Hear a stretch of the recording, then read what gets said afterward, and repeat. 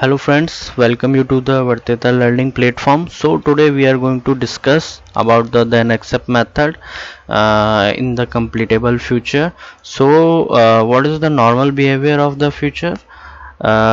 We perform a task into the future, and that is usually performed in the separate thread. After the completion of thread, we fetch the result through the future.get, and then we apply some transformation on that result.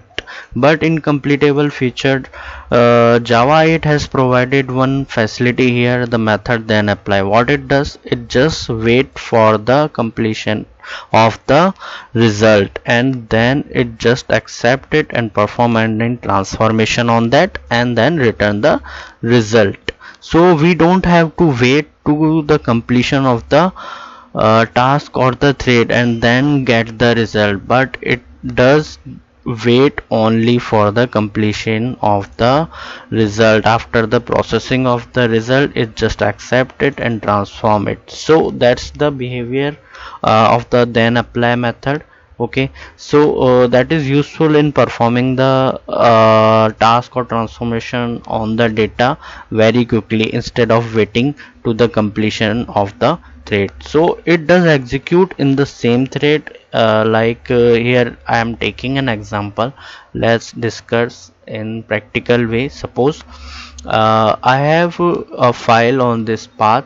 Okay, what I am doing, I am just reading this file, the first 10 line of that file I am reading, and I am getting my result. As soon as this portion of this future task has completed, it pass on the result to the then apply method. It does not wait for the completion of the whole thread. Okay, so it supply the result here to this method directly, and then this perform the removal of duplicates lines from this, and then it does return the values from this method. As we can see here, it's removing the duplicate lines and returning a result here.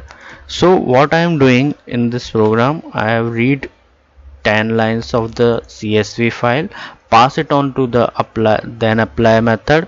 Okay, then what then apply is doing, it's removing the duplicate lines and storing them into the new object. Like I have created new object with the all three values of this CSV file. So let's see what's there in the CSV file. I have created one CSV file having these value ID, name and work, and in the first 10 lines of this CSV file I have made some duplicate values of the lines. So what I'm trying to do, I'm reading the 10 lines and then removing the duplicates value. And for removing the duplicates value, I'm simply creating a storer object and then passing the storer object to a set data set. That is ultimately I'm returning it from the here. So this data set has the values in the form of object storer, and so in this storer object I have created equals and hash code method so that I can find the duplicate values, and as soon as I store it into the set, it will remove the duplicates from here and it will return the result. So ultimately what I am doing, I am reading the file, fetching the 10 records, removing the duplicate, ultimately I am returning it from here. So the final result that I am returning here is the return type of this method, that is set of storer object. In the previous example we have seen that we were applying only the future task and our return type was this one, list of string array. But now what we are doing, we are applying then apply method, and the return type would be the return of this task, that means the set of storer object. That is the main thing that we have to remember about it. Okay, so I am using then apply here, and then finally I am getting the result in the form of set of storer object, and ultimately I am just printing this result. So let's see what will happen if I run this program. If I run this program, we can see that it read the 10 first 10 records of the file and remove the duplicates, and finally it's showing only the unique records. And as you can see in CSV file, first 10 lines having multiple duplicate values here. Okay, so our program is working fine. So that is the use of then apply method. There are multiple variant of then apply method. As we can see that if we use simple then apply method, then we don't need to pass the executor object here, that is the thread pool. If we use then apply async, then we can pass on it in the uh, thread pool object. Okay, so what is the difference if I pass, if I executor object, and if I don't pass?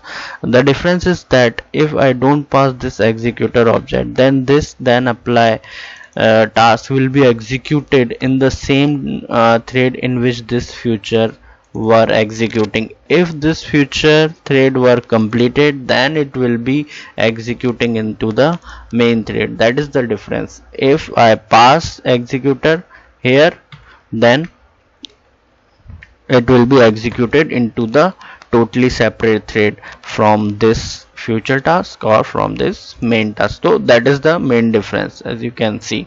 So that's it, friend, for the then apply method. You go through this program. I'll be providing the code into the description section, so you can download it, and I will provide the link to my blog also in description. You can see that theory from here.